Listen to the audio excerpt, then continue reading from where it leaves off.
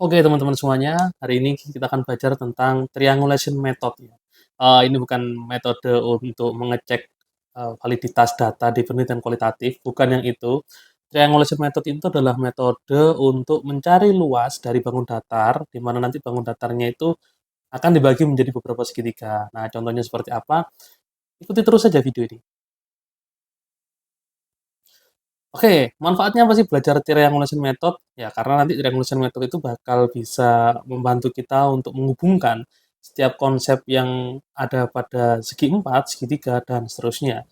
Kemudian kita nanti juga manfaatnya, kalau belajar triangulation method itu, kita nggak perlu lagi menghafalkan semua rumus luas segi 4, begitu ya. Jadi, kita cukup tahu konsep luas itu seperti apa, kita bisa mencari luas segitiga seperti apa, lalu dengan menggunakan luas segitiga kita bisa mencari luas dari semua jenis segi 4. Bahkan nanti segi 5, segi 6, dan seterusnya ya. Jadi triangulation method itu sangat bermanfaat sekali. Nah, jadi gak penting ya rumus matematika, kita bisa melupakan rumus-rumus itu nanti setelah kita belajar ini gitu. Nah, kenapa video ini saya buat? Karena awalnya saya tahu begitu, ada guru mungkin yang mengajar matematika dengan cara menuliskan rumus seperti ini. Jadi ini jamak sekali saya ketahui ya, mungkin teman-teman juga tahu, dan kita nggak perlu malu kalau misalkan kita dulu pernah ngajar yang kayak seperti ini. Jadi kita menuliskan rumus segitiga, rumus luasnya apa. Jadi kita ketika belajar bangun datar, ketika kita mengajar bangun datar itu biasanya guru-guru menuliskan rumus-rumusnya seperti ini, jadi sendiri-sendiri begitu ya. Jadi seakan-akan ini nggak ada hubungannya antara setiap bangun datar, misalkan layang-layang dengan belah ketupat dan seterusnya. Nah, ada berapa rumus nih? Kalau dari yang gambar di sini itu ada satu, dua, tiga, empat, lima, enam, tujuh. Ada 7 rumus. Bayangkan menghafalkan 7 rumus itu kan susah, nggak gampang ya. Dan sebenarnya tujuan belajar matematika juga bukan untuk menghafalkan rumusnya. Jadi ya ngapain menghafalkan rumus ini? Nah, nanti kita akan coba membuang rumus itu ya. Nggak penting sekali gitu ya kita menghafalkan rumus-rumus itu. Jadi alternatifnya adalah nanti kita belajar tentang triangulation method. Kalau kita belajar rumus-rumus seperti tadi, itu yang hilang dalam belajar matematika adalah satu, reasoning and proof-nya. Kita cuma akhirnya mengajar atau belajar matematikanya fokusnya di rumus. Rumusnya ini, rumusnya itu, dan seterusnya. Kalau kita lihat tujuan belajar matematika, itu tidak ada satupun tujuan yang mengatakan harus menghafal rumusnya atau harus tahu rumusnya. Enggak. Salah satu tujuan belajar matematika adalah kita bisa bernalar, ya, reasoning, atau kita bisa membuktikan. Membuktikannya tentunya dengan penalaran yang logis begitu. Yang kedua, kita bisa membuat koneksi. Koneksi itu ada dua nanti, yaitu koneksi antar konsep dengan antar konsep dalam matematika ya tentunya, dengan koneksi antar matematika dengan dunia luar. Nah, kalau antar konsep seperti apa? Antar konsep itu kalau misalkan nih, antara konsep Pitagoras dengan konsep trigonometri gitu ya, antara konsep segitiga dengan segi empat, antara konsep limit dengan turunan dan seterusnya, itu antara konsep dengan konsep lain dalam matematika. Terus kemudian kalau konsep dengan dunia luar kayak gimana? Kalau konsep dengan dunia luar, contohnya macam-macam ya. Jadi misalkan kita bisa menghubungkan antara konsep segitiga dengan misalkan konstruksi jembatan, kenapa banyak yang segitiga, terus kemudian konstruksi rumah, kenapa juga menggunakan segitiga, dan seterusnya. Jadi kita bisa menerapkan, kita bisa menghubungkan pengetahuan matematika kita, konsep-konsep matematika dengan eh, kejadian atau fenomena yang ada di dunia nyata. Nah, jadi kalau misalkan kita cuma belajar rumus, dua-duanya ini jadi hilang gitu ya. Karena kita fokusnya di rumusnya, bagaimana menggunakan rumus itu untuk menyelesaikan soal. Padahal sekali lagi, bukan itu tujuan dari belajar matematika. Oke. Nah, yang berikutnya adalah koneksi segitiga dan segi empat. Nah, kita belajar koneksi nih. Tadi kan kalau kita belajar rumus, kalau kita menghafal rumusnya, kita jadi nggak dapet atau kita jadi nggak belajar tentang koneksi matematikanya. Nah, sekarang contoh koneksi ini salah satunya adalah koneksi antara segitiga dan segi empat. Jadi sebenarnya setiap segi empat itu dapat dibagi menjadi dua segitiga dengan memotong diagonalnya, gitu ya. Ini contohnya sudah saya gambarkan di sini.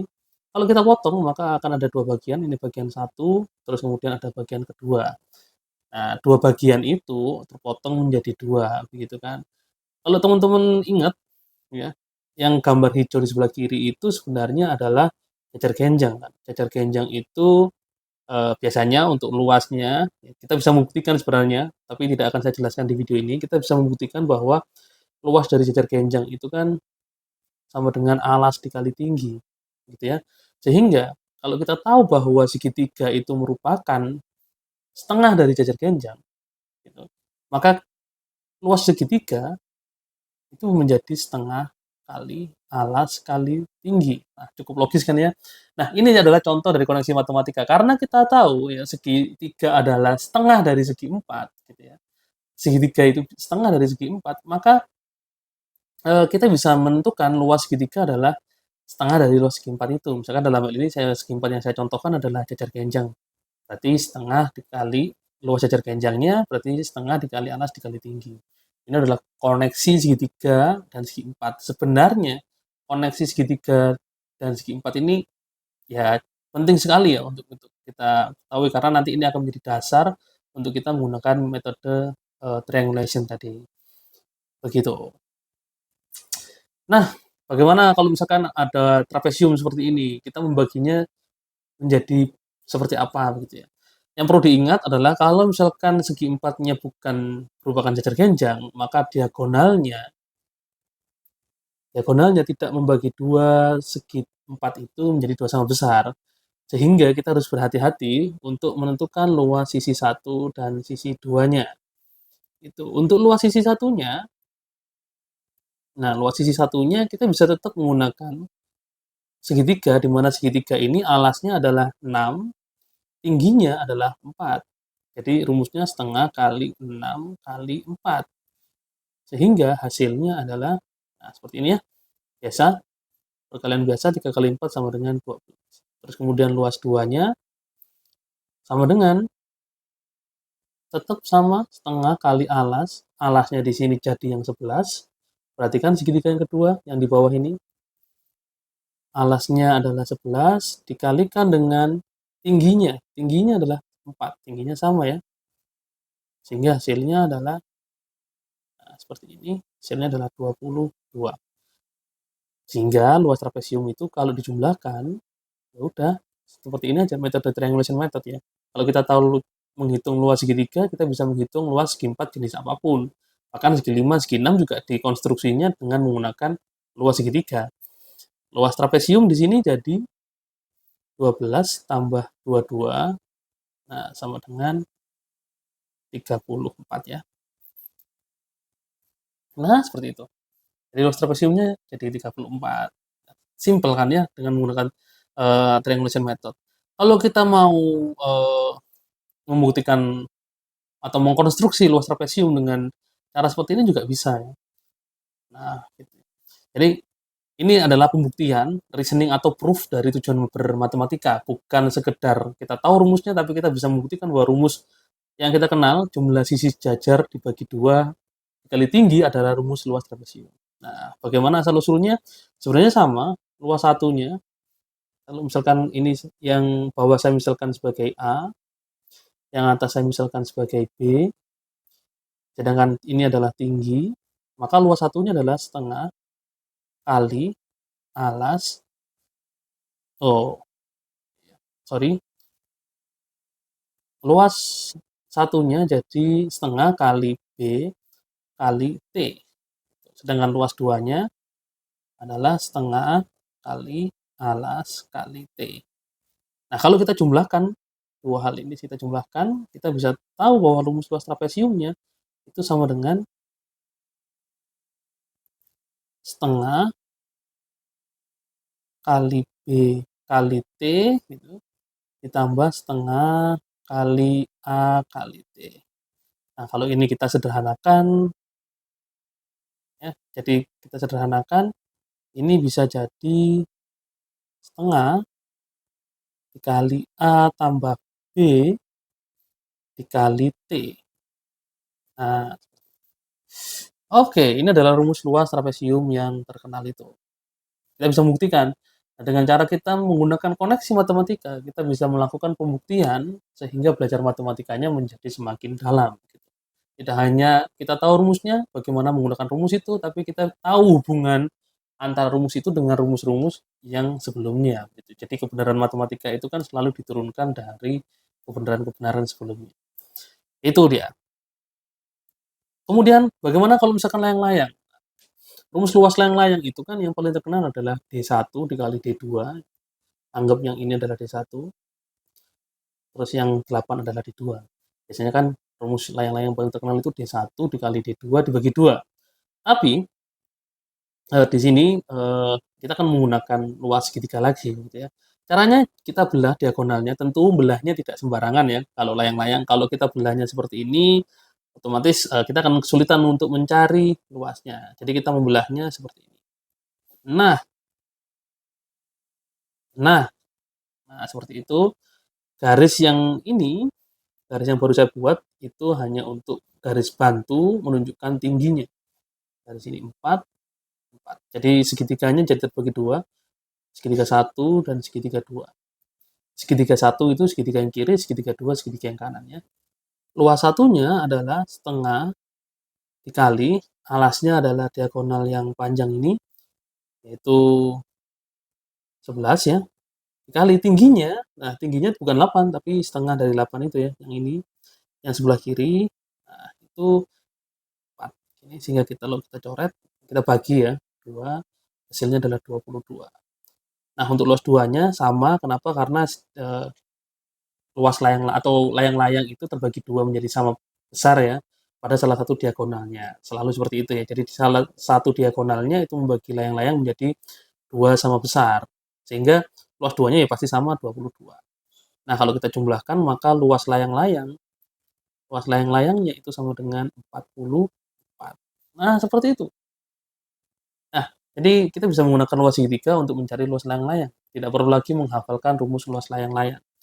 Nah, dengan cara yang sama sebenarnya kita juga bisa mengkonstruksi rumus untuk luas layang-layang dengan cara seperti tadi ya. Kalau kita misalkan yang 8 ini adalah D1 atau ini D2 aja ya. Biasanya D1 yang tegak nih. D1 yang di sini, D1-nya 11, D2-nya 8. Maka luas satunya menjadi setengah kali D1 dikali, nah ini adalah setengah dari D2. Gitu. Sehingga ini hasilnya adalah 1/4 D1 kali D2. Luas 2-nya ya sama dengan luas 1 ini ya. Nah, sehingga luas layang-layang itu menjadi 2 kali 1/4 kali D1 kali D2.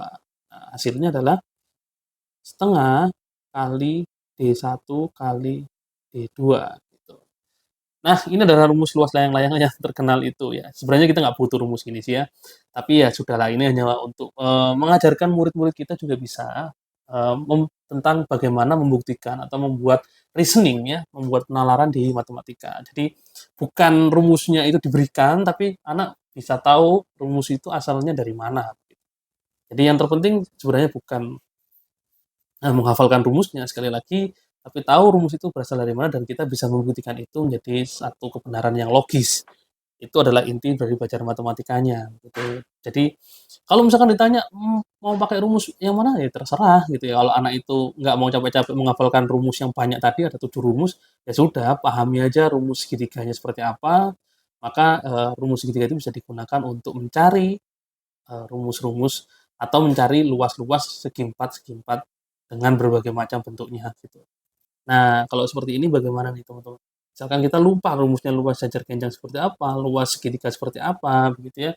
Maka ya udah, kita pakai luas segitiga. Caranya dengan triangulation method. Kita bagi aja, karena yang anggap satu itu sudah luas segitiga ya, sudah bentuk segitiga, maka kita nggak perlu lagi mecah ya.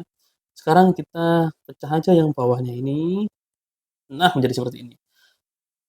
Bolehkah kita memecah dengan salah satu diagonalnya, yang lain gitu maksudnya? Boleh-boleh aja, hasilnya juga akan sama begitu ya, nggak akan berbeda juga. Tapi dalam hal ini supaya kelihatan aja segitiganya, maka saya mecahnya menggunakan diagonal yang ini, yang pendek ya. Nah, kalau seperti itu menurut teman-teman jawabannya seperti apa? Ya, teman-teman bisa ikut diskusi melalui kolom komentar deh. Nah, itu teman-teman.